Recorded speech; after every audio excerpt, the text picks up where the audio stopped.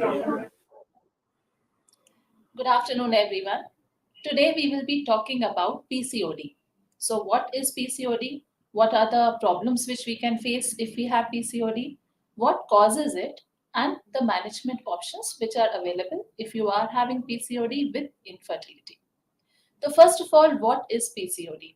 See, PCOD stands for Polycystic Ovarian Syndrome. Poly means multiple, that is many, and cystic means some water filled bubbles like. So, polycystic ovarian syndrome means that there are lots and lots of water-filled bubble-like structures in your ovaries. As a result, what happens is that the ovaries itself becomes bulky and increased in volume. Now, why this happens in the polycystic system? This happens first to understand that I'll first explain you how the normal physiology works. So normally in every menstrual cycle, about 10 to 14 days later, there is an egg production to its optimum growth. How this happens is because there are some hormones which are released from the brain called FSH and LH. These hormones, they act on the ovaries which help in the growth of these eggs. And when the egg has grown to its optimum size, then because of these hormonal changes, the egg is released from the ovaries, which is called as ovulation. When this ovulation happens, and if you try naturally at that correct time, then pregnancy may happen. But if suppose pregnancy does not happen, then due to these hormonal changes, in the next 14 days, you get your periods. Now in PCOD, what happens is that these hormones which are released from the brain, that is FSH and LH, there is a disturbance in these hormones. So normally these hormones are supposed to be in 1:1 ratio.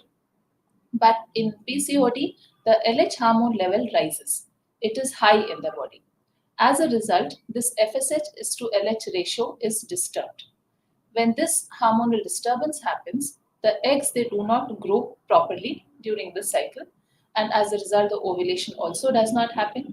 So in the ovary, there are lots of small follicles, and which appears like a pearl necklace type look on ultrasound. So this is the main problem which happens. Now, because the follicles are not growing properly in the cycle and the ovulation is not happening, the periods also do not come on time, the periods get delayed. And because the ovulation is not happening, you are having difficulty in getting pregnant. So this is one of the problems which does happen in PCOD females. Another problem which may happen is, as I told you earlier, that the LH hormone starts rising in the body. Now, LH hormone, it's a male type of a hormone. As a result, you may face oily skin, increase in the pimples, or excessive hair growth on the body, like increased facial hair growth or more hair on the chest, on the abdomen, back or limbs, and excessive hair fall from the scalp, etc. Another problem which may happen in PCOD patients is abnormal glucose metabolism. Now, this also happens due to the basic hormone disturbances. So, what happens here is that insulin resistance occurs. Now, insulin is a good hormone. It helps to reduce your glucose levels. So, but if there is an insulin resistance, the glucose levels also start rising and the insulin levels also start rising in the body. When the insulin level starts rising, there is increase in the fat deposition in the body. So, you start putting on weight. And that's the main reason why PCOD females face this problem of increase in the weight. And it is very difficult to reduce weight also in these females. Now, this is the main common problems which the PCOD females may face. Another thing is why actually PCOD happen in the first go. So it is, in some cases, it may be due to the genetic predisposition. In some cases, it can be if your lifestyle is not a healthy one. That is, if your diet comprises mainly of junk food, processed food, more of sweets, etc., or if there is a sleep deprivation, you do not follow a good sleep pattern, increased stress levels, or excessive smoking. These may also be the factors which may cause PCOD. Now, coming to the management of PCOD. So the first and the foremost treatment of PCOD is lifestyle modification. That is extremely important. So the diet and the exercise that plays a main role in the management of PCOD. If you are obese or you are overweight, it is very helpful if you can reduce your weight. Even a 10% reduction in your weight can help sometimes for the ovulation to happen on its own, and you may conceive naturally even without any medications. Uh, so the diet and the exercise, as I told you, it's a very important part, both of them. That is, follow a healthy diet pattern. Basically, if I tell you about the diet, every meal, it should have lots of vegetables. The carbohydrate content should be reduced. That is, the roti, chapati, or the rice which you're taking, it should be reduced in amount, but the vegetable amount should be more. And then every meal should have some amount of protein at least. In between the meals, if you are feeling hungry, then you can take fruits or dry fruits. In same thing also, you have to avoid sugary types of fruits. Then take about 3 to 4 liters of water, and completely avoid junk food, processed food, bakery items, refined sugars. Sweets should be definitely avoided. That is very important. Along with diet, some kind of workout is also extremely important. So, some exercise or yoga, or at least a brisk walk for about 45 minutes daily, it also plays a huge part in improving your hormonal disturbances.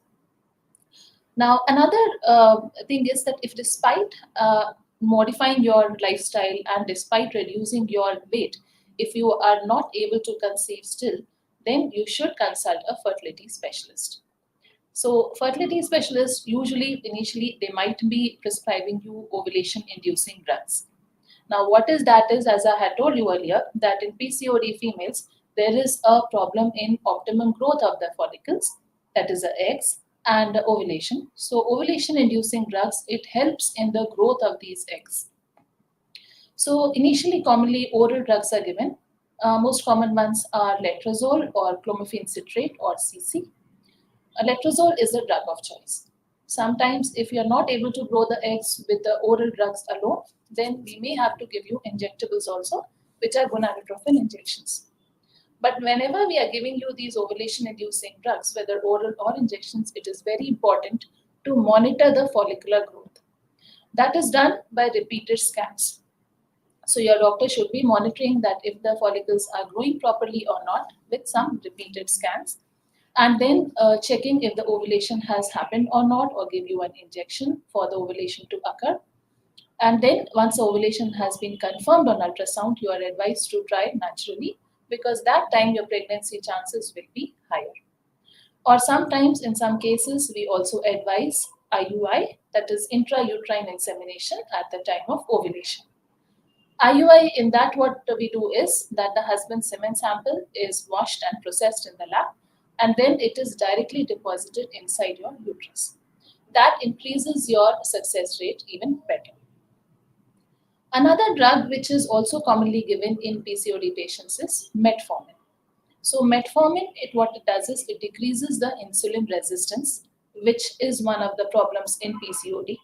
And as a result, when this hormonal disturbance is corrected, ovulation might start happening properly. Now, the thing is that these are the usual drugs which are given in PCOD patients. But apart from that, if you are still not able to grow the eggs properly, if you're having difficulty in growing the eggs or getting conception, that is getting pregnant, with these simple treatments or simple medications, then there are two options which are available. One is lap ovarian drilling, and the second is IVF. So, what is lap ovarian drilling? Now, lap ovarian drilling is a laparoscopic procedure which is also called keyhole surgery. In this treatment, what we do is that about a small 1 to 2 centimeter nicks are given, about 2 to 3 nicks are given in your stomach, and a scope is introduced. And then, under direct vision, about 4 punctures are made in each ovaries, which is called as ovarian drilling.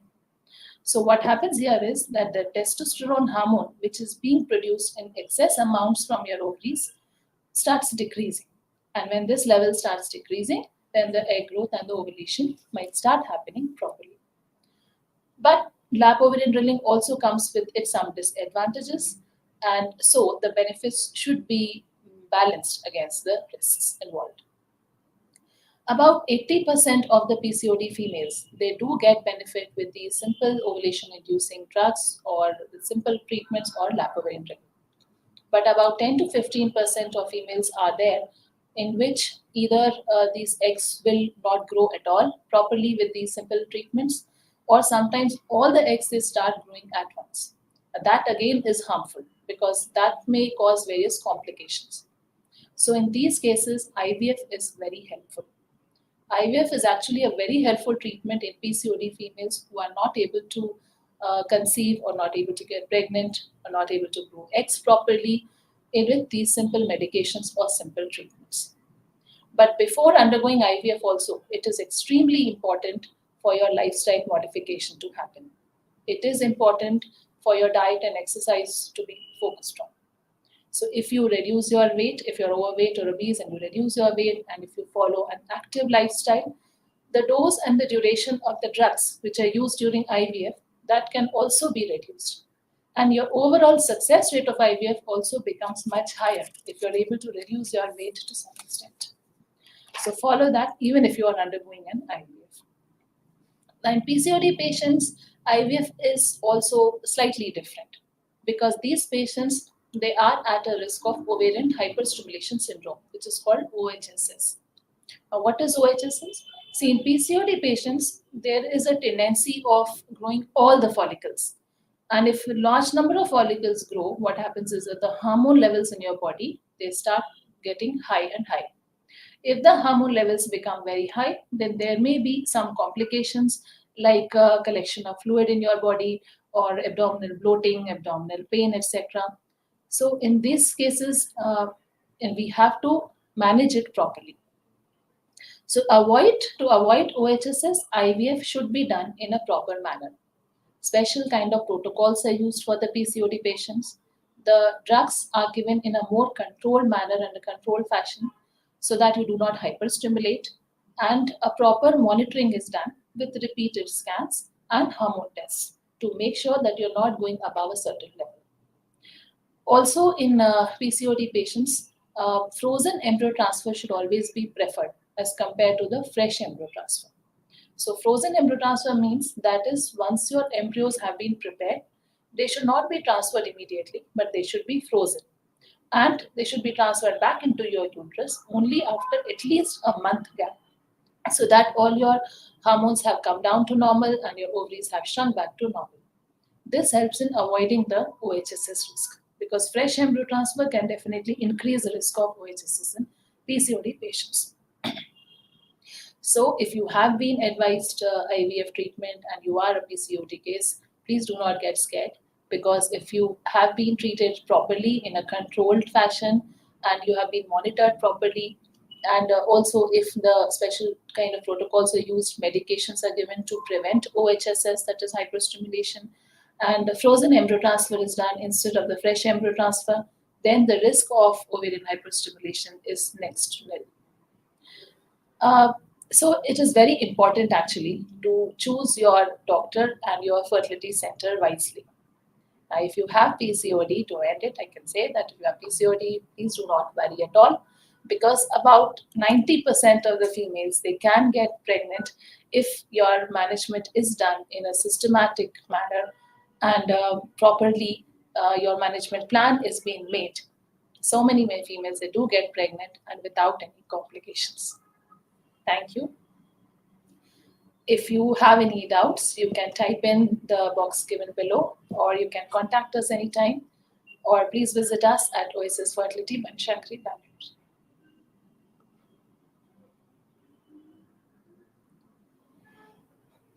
What are my options if I am struggling to conceive due to PCOD? So, as I had discussed in my talk right now, that options which are available for PCOD is there are various drugs which are given for inducing your egg growth and ovulation. If they do not work, the oral tablets do not work, then injectables can be given. And then at the right time, you can be asked to try naturally, or an IUI can be done. Or in some cases, a lap ovarian drilling, which is a surgical procedure, is advised. That depends on case to case basis. And then some other cases, IVF is also advised. So IVF is also a very good option, and it is a safe option if it is done in a proper manner. But as I told you, it is extremely important for the lifestyle modification, and that you should follow strictly, because an active lifestyle definitely helps a lot in the PCOD patients.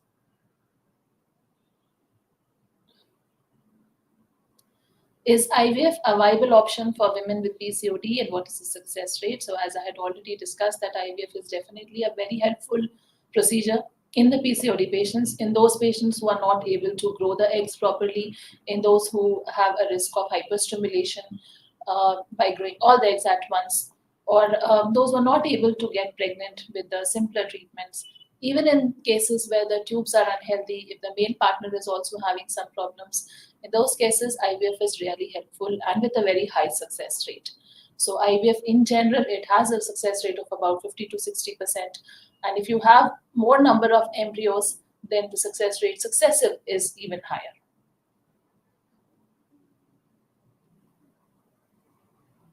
Thank you for your patient hearing. You can contact us or call us anytime in the helpline number given below, or you can come and visit us anytime.